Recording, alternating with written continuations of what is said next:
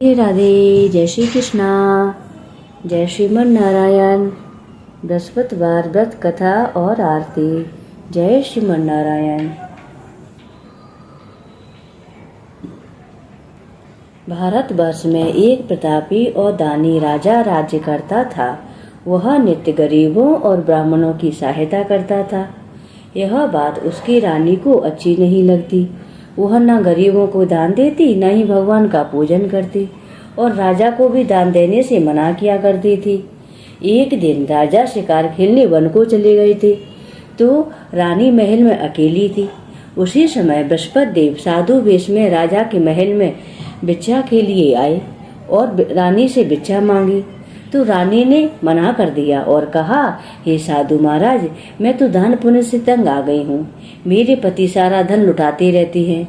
मेरी इच्छा है कि हमारा धन नष्ट हो जाए, फिर न रहेगा बांस न बजेगी बांसुरी। साधु महाराज कहने लगे, देवी तुम तो बड़ी विचित्र हो। धन संतान तो सभी चाहते हैं, पुत्र और लक्ष्मी तो पापी के घर भी होनी चाहिए। यदि तुम्हारे पास अधिक धन है तो भूखों को भोजन दो, प्यासों के लिए प्याऊ बनवाओ, मुसाफिरों के लिए धर्मशालाएं खुलवाओ। जो निर्धन अपनी कुंवारी कन्याओं का विवाह नहीं कर सकते उनका विवाह करवाओ। ऐसे और कई काम हैं जिनके करने से तुम्हारा यश लोक और परलोक में फैलेगा। परंतु रानी पर उपदेश का कोई प्रभाव न पड़ा। वह बोली, महाराज आप मुझे कुछ न समझाएं। मैं ऐसा धन नहीं चाहती जो हर जगह बांटती फिरूं। साधु ने उत्तर दिया, या तुम्हारी ऐसी इच्छा है तो तथास्तु। तुम ऐसा करना कि बृहस्पतिवार को घर लीपकर पीली मिट्टी से अपना सिर धोकर स्नान करना, भट्टी चढ़ाकर कपड़े धोना। ऐसा करने से आपका सारा धन नष्ट हो जाएगा। इतना कहकर वह साधु महाराज वहां से अंतर ध्यान हो गए। साधु के अनुसार कई हुई बातों को पूरा करते हुए रानी को केवल 3 बृहस्पतिवार ही बीते थे कि उसकी समस्त धन संपत्ति नष्ट हो गई। भोजन के लिए राजा का परिवार तरसने लगा। तब एक दिन राजा ने रानी से कहा कि रानी तुम यहीं रहो, मैं दूसरे देश को जाता हूँ, क्योंकि यहाँ पर सभी लोग मुझे जानते हैं, इसलिए मैं कोई छोटा कार्य नहीं कर सकता। ऐसा कहकर राजा परदेश चला गया। वहाँ वह जंगल से लकड़ी काटकर लाता और शहर में बेचता। इस तरह वह अपना जीवन व्यतीत करने लगा। इधर राजा के परदेश जाते ही रानी और दासी दुखी रहने लगी।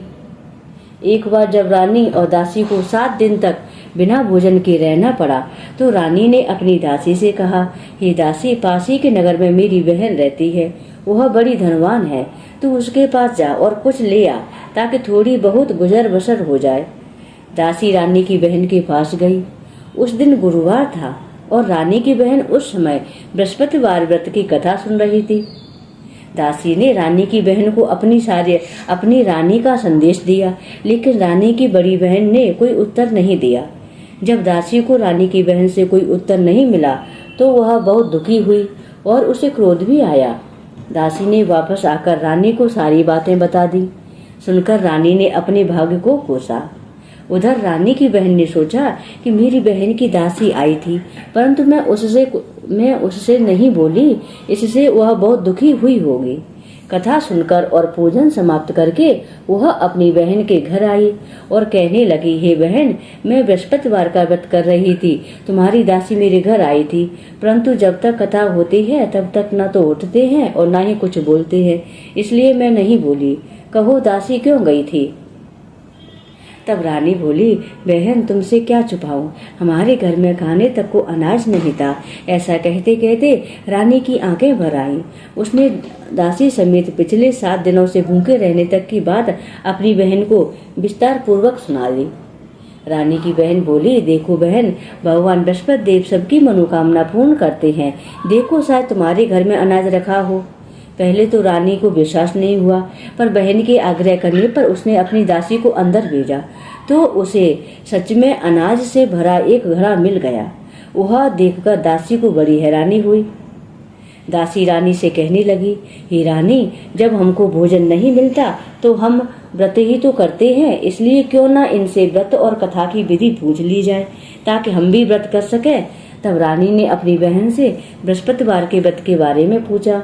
तब उसकी बहन ने बताया कि बृहस्पतिवार के व्रत में चने की दाल और मुनक्का से विष्णु भगवान का केले की जड़ में पूजन करें तथा दीपक जलाएं, व्रत कथा सुनें और पीला भोजन ही करें। इससे बृहस्पति देव प्रसन्न होते हैं। व्रत और पूजन विधि बताकर रानी की बहन अपने घर को लौट गई। 7 दिन के बाद जब गुरुवार आया तो रानी और दासी ने व्रत रखा। गुड़साल में जाकर चना और गुड़ लेकर आई, फिर उससे केले की जड़ तथा विष्णु भगवान का पूजन किया। अब पीला भोजन कहाँ से लाएं? इस बात को लेकर दोनों बहुत दुखी थे, क्योंकि उन्होंने व्रत रखा था, इसलिए बृहस्पति देव उनसे प्रसन्न थे। इसलिए वे एक साधारण व्यक्ति का रूप धारण कर 2 थालों में सुंदर पीला भोजन दासी को दे गए। भोजन पाकर दासी प्रसन्न हुई और फिर रानी के साथ मिलकर भोजन ग्रहण किया। उसके बाद वे सभी गुरुवार को व्रत और पूजन करने लगी। बृहस्पति भगवान की कृपा से उनके पास फिर से धन संपत्ति आ गई, परंतु रानी फिर से पहले की तरह आलस करने लगी। तब दासी बोली, देखो रानी, तुम पहले भी इस प्रकार आलस करती थी, तुम्हें धन रखने में कष्ट होता था, इस कारण सभी धन नष्ट हो गया है। और अब जब भगवान बृहस्पति देव की कृपा से धन मिला है तो तुम्हें फिर से आलस्य होता है। रानी को समझाते हुए दासी कहती है कि बड़ी मुसीबतों के बाद हमने यह धन पाया है, इसलिए हमें दान पुण्य करना चाहिए, भूखे मनुष्यों को भोजन कराना चाहिए, धन को शुभ कार्यों में खर्च करना चाहिए, जिससे तुम्हारे कुल का यश बढ़ेगा, स्वर्ग की प्राप्ति होगी और पितृदेव प्रसन्न होंगे। दासी की बात मानकर रानी अपना धन शुभ कार्यों में खर्च करने लगी, जिससे पूरे नगर में उसका यश फैलने लगा। एक दिन राजा दुखी होकर जंगल में एक पेड़ के नीचे आसन जमाकर बैठ गया। वह अपनी दशा को याद करके व्याकुल होने लगा। बृहस्पतिवार का दिन था। एकाएक उसने देखा कि निर्जन वन में एक साधु प्रकट हुए हैं। वह साधु वेश में स्वयं बृहस्पति देव भगवान थे। लकड़हारे के सामने आकर बोले, हे लकड़हारे, इस सुनसान जंगल में तू चिंता मग्न क्यों बैठा है? लकड़हारे ने दोनों हाथ जोड़कर प्रणाम किया और उत्तर दिया, महात्मा जी, आप सब कुछ जानते हैं, मैं क्या कहूँ। यह कहकर वह रोने लगा और साधु को अपनी आत्मकथा सुनाई। महात्मा जी ने कहा, तुम्हारी स्त्री ने बृहस्पति देव के दिन बृहस्पति भगवान का अपमान किया है, जिसके कारण रुष्ट होकर उन्होंने तुम्हारी यह दशा कर दी है।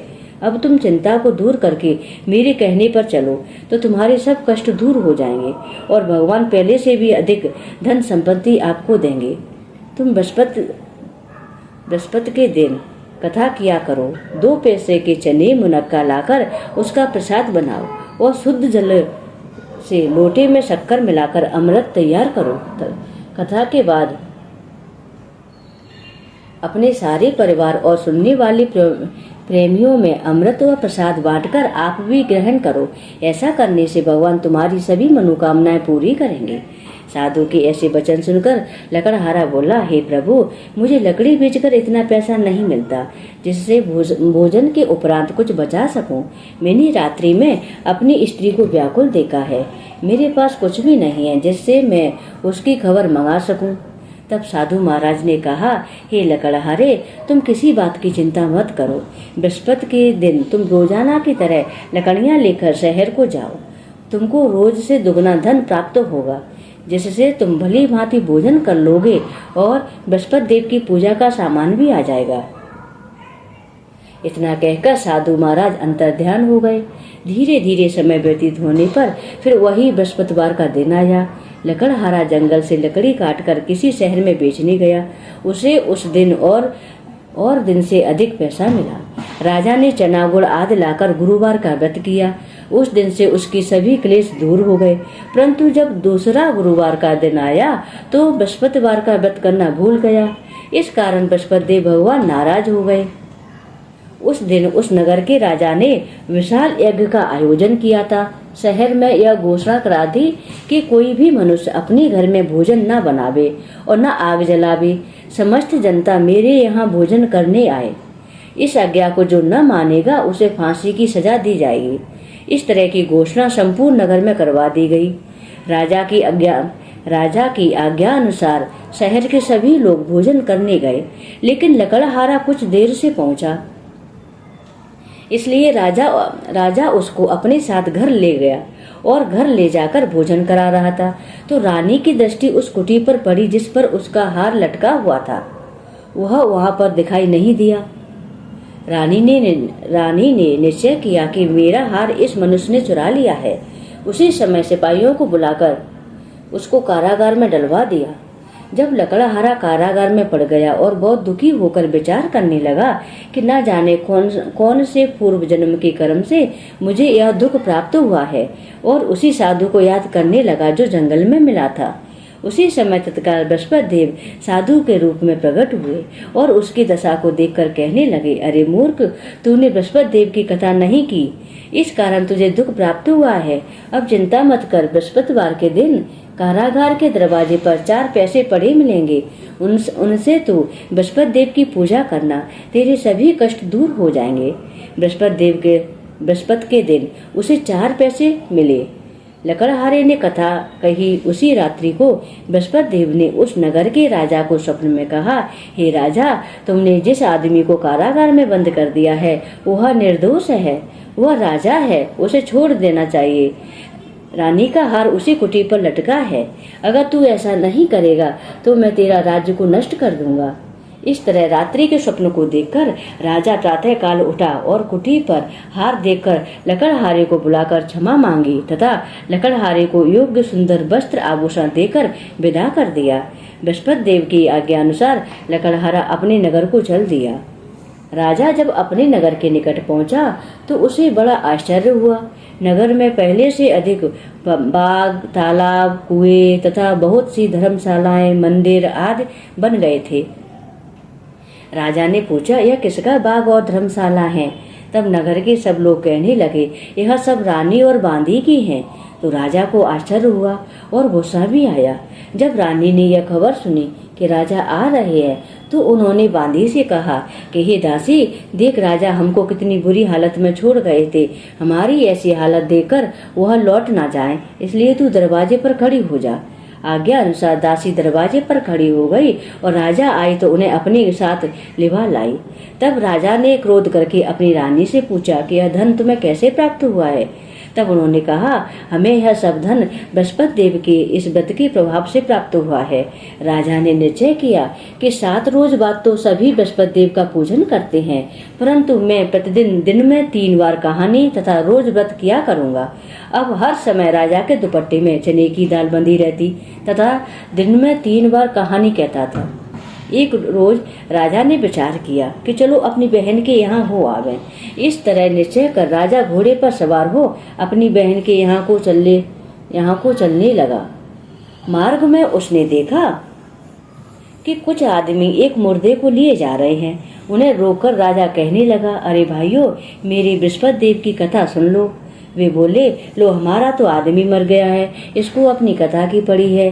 परंतु कुछ आदमी बोले, अच्छा कहो, हम तुम्हारी कथा सुनेंगे। राजा ने दाल निकाली और जब कथा आदि हुई कि मुर्दा हिलने लगा और जब कथा समाप्त हो गई तो राम राम करके मनुष्य उठकर खड़ा हो गया। आगे मार्ग में उसे एक किसान खेत में हल चलाता मिला। राजा ने उसे देख और उससे बोला, अरे भैया, तुम मेरी बृहस्पतिवार की कथा सुन लो।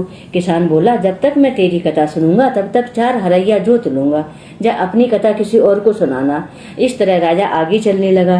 राजा के हटते ही बैल पछाड़ खाकर गिर गए तथा किसान के पेट में बड़ी जोर से दर्द होने लगा। उस समय उसकी माँ रोटी लेकर आई थी। उसने जब यह देखा तो अपने पुत्र से सब हाल पूछा और बेटे ने सभी हाल कह दिया। तो बुढ़िया दौड़ी दौड़ी उस घुड़सवार के पास गई और उससे बोली, मैं तेरी कथा सुनूंगी, तू अपनी कथा मेरे खेत पर चलकर ही कहना। राजा ने बुढ़िया के खेत पर जाकर कथा कही, जिसके सुनते ही वो बैल उठ खड़े हुए और किसान के पेट का दर्द भी बंद हो गया। राजा अपनी बहन के घर पहुंचा। बहन ने भाई की खूब मेहमानी की। दूसरे रोज प्रातः काल राजा जगा तो वह देखने लगा कि सब लोग भोजन कर रहे हैं। राजा ने अपनी बहन से कहा, ऐसा कोई मनुष्य है जिसने भोजन नहीं किया हो? मेरे बृहस्पतिवार की कथा सुन ले। बहन बोली, हे भैया, यह देश ऐसा ही है कि पहले यहाँ लोग भोजन करते हैं, बाद में अन्य काम करते हैं। अगर कोई पड़ोस में हो तो मैं देख आऊं। वह ऐसा कहकर देखने चली गई, परंतु उसे कोई ऐसा व्यक्ति नहीं मिला जिसने भोजन न किया हो। अतः वह एक कुम्हार के घर गई जिसका लड़का बीमार था। उसे मालूम हुआ कि उनके यहाँ 3 रोज से किसी ने भोजन नहीं किया है। रानी ने अपने भाई को कथा सुनने के लिए कुम्हार से कहा। वह तैयार हो गया। राजा ने जाकर बृहस्पतिवार की कथा कही, जिसको सुनकर उसका लड़का ठीक हो गया। अब तो राजा की प्रशंसा होने लगी। एक रोज राजा ने अपनी बहन से कहा कि हे बहन, हम अपने घर को जाएंगे, तुम भी तैयार हो जाओ। राजा की बहन ने अपनी सास से कहा। सास ने कहा, हाँ चली जा, परंतु अपने बच्चों को मत ले जाना, क्योंकि तेरे भाई के कोई औलाद नहीं है। बहन ने अपने भैया से कहा कि भैया मैं तो चलूंगी, पर कोई बालक नहीं जाएगा। राजा बोला, जब कोई बालक नहीं जाएगा तब तुम ही क्या करोगे। बड़े दुखी मन से राजा अपने नगर को लौट आया। राजा ने अपनी रानी से कहा, हम निर्वंशी हैं, हमारा मुंह देखने का धर्म नहीं है और कुछ भोजन आदि नहीं किया।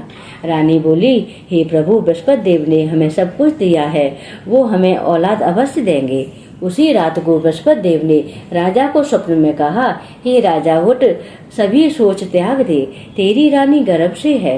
राजा की यह बात सुन राजा को यह बात सुनकर बड़ी खुशी हुई। 9वें महीने में उसके गर्भ से एक सुंदर पुत्र पैदा हुआ। तब राजा बोला, हे रानी, स्त्री बिना भोजन के रह सकती है, पर बिना कहे नहीं रह सकती। जब मेरी बहन आवे तुम उससे कुछ मत कहना। रानी ने सुनकर हाँ कर दिया। जब राजा की बहन ने यह शुभ समाचार सुना तो वह बहुत खुश हुई तथा बधाई लेकर अपने भाई के यहाँ आई। तभी रानी ने कहा, घोड़ा चढ़कर तो नहीं आई, गधा चढ़ी आई। राजा की बहन बोली, भाभी मैं इस प्रकार न कहती तो तुम्हें औलाद कैसे मिलती। बृहस्पति देव ऐसे ही है, जैसी जिसके मन में कामनाएं हैं सभी को पूर्ण करते हैं। जो सद्भावना पूर्वक बृहस्पतिवार का व्रत करता है एवं कथा पढ़ता है अथवा सुनता है, दूसरों को सुनाता है, बृहस्पति देव उसकी सभी मनोकामना पूर्ण करते हैं। भगवान बृहस्पति देव उसकी सदैव रक्षा करते हैं। संसार में जो मनुष्य सद्भावना से भगवान जी का पूजन व्रत सच्चे हृदय से करते हैं तो उनकी सभी मनोकामनाएं पूर्ण करते हैं। जैसी सच्ची भावना से रानी और राजा ने उनकी कथा का गुणगान किया तो उनकी सभी इच्छाएं बृहस्पति देव जी ने पूर्ण की थीं। इसलिए पूर्ण कथा सुनने के बाद प्रसाद लेकर जाना चाहिए। हृदय में उसका मनन करते हुए जयकारा बोलना चाहिए। बोलो बृहस्पति देव की जय, श्री हरि नारायण की जय, लक्ष्मी नारायण की जय।